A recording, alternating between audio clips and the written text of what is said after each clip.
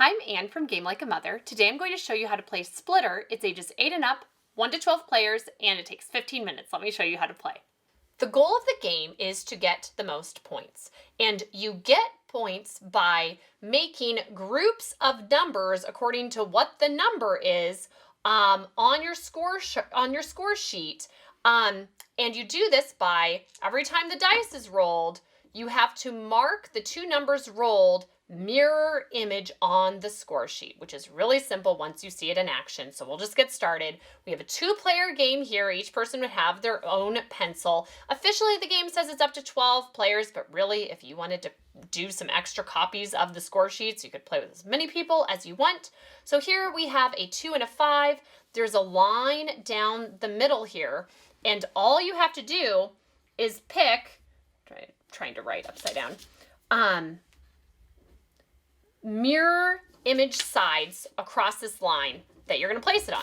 So each player gets to pick their own spots that they want to do that on. And that's the only rule for the game. So then you roll again, and ooh, we got a 5 and a 3. So they do the same thing. They mark across here mirror images. And because another 5 was rolled, you probably want to put that by the other 5, because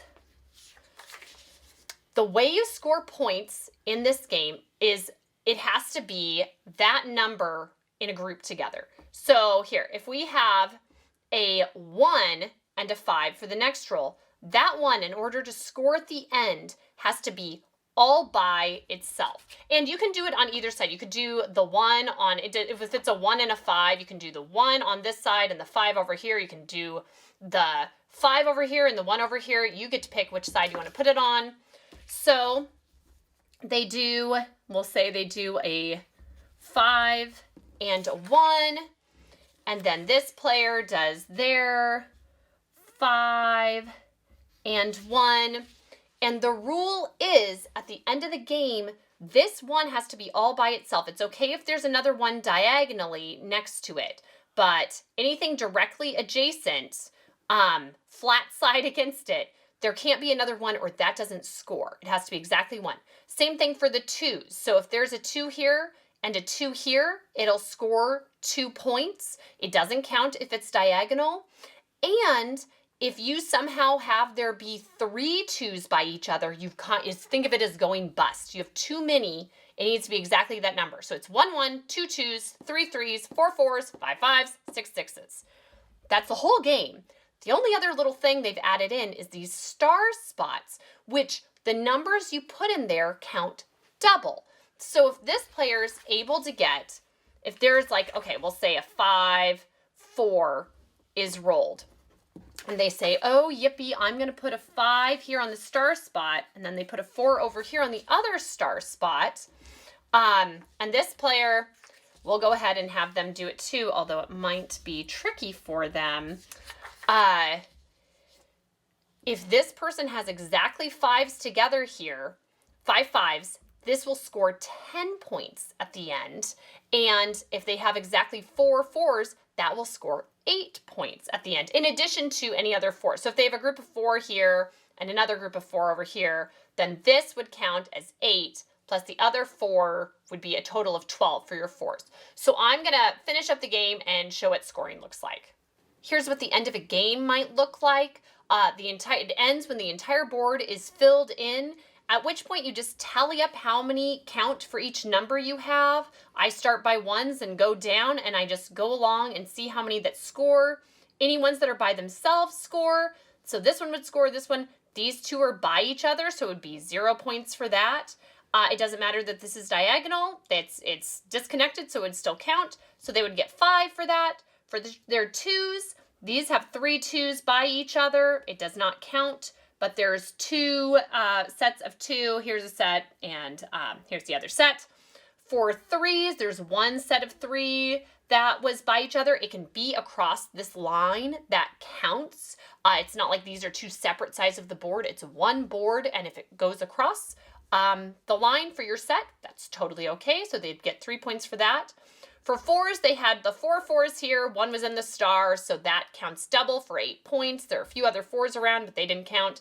None of their 5s worked out or their 6s for a total score of 20. And this person got 28. As you can see, the 6s in this game, there were only a total of 7 6s rolled, so that's often the trickiest one to get and to score. But they got theirs. They got a total of 28, so they would have won. And there is one other set in the pack where you can see a different board. This is board B, and the only difference with this board besides the shape, and the stars are down here at the bottom, so the same thing applies to the stars, so it's counted as double. The hearts, if you have the same number in all 3 of the hearts, it doesn't matter if they are part of a scoring set or not. If you have the same 3 numbers that end up being in these hearts, then you score an additional 5 points. So that's how to play Splitter. The target demographic for this game is everyone. Kids can do well at this game, adults, people who play a lot of games, people who don't play a lot of games at all.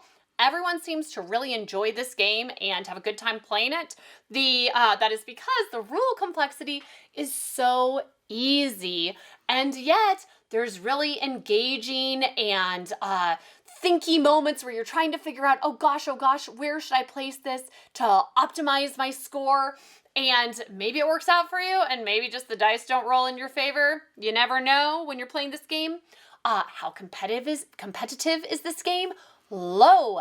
There is 0 player interaction in this game. So if you're dealing with anything where you think, oh, someone gets their feelings hurt if somebody messes with what they're doing while they're playing a game, that just doesn't happen in this game at all. The dice are rolled and you mark your own board, and nothing anybody else does impacts you at all.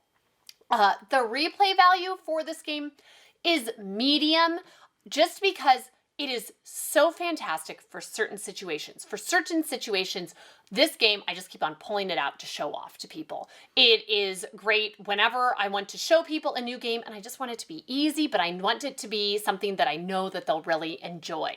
My mom teaches math at high school, and she's planning on bringing this game for the end of the year now because it's an easy but fun game to do for a whole class at once. This is a great game if you have a family gathering and you want to do something besides a social game and you want everybody to be able to play at once.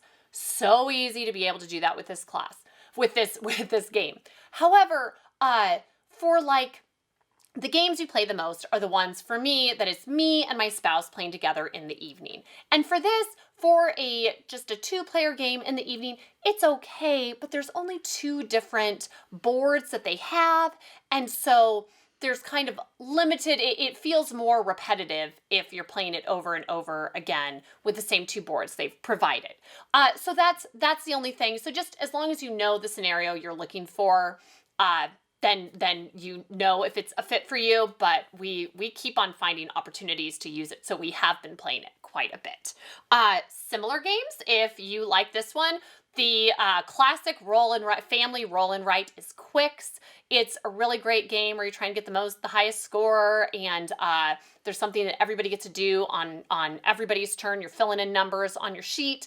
And then the other one I would recommend is Twice as Clever. Has just rave reviews. I haven't played it yet. I really want to try it out. I think it's a little bit more, there's more rules than Splitter, but it's supposed to be quite excellent. But we have been loving Splitter. It is just really easy but so engaging and so fun. So you should check it out. Thanks, and see you next time from Game Like a Mother.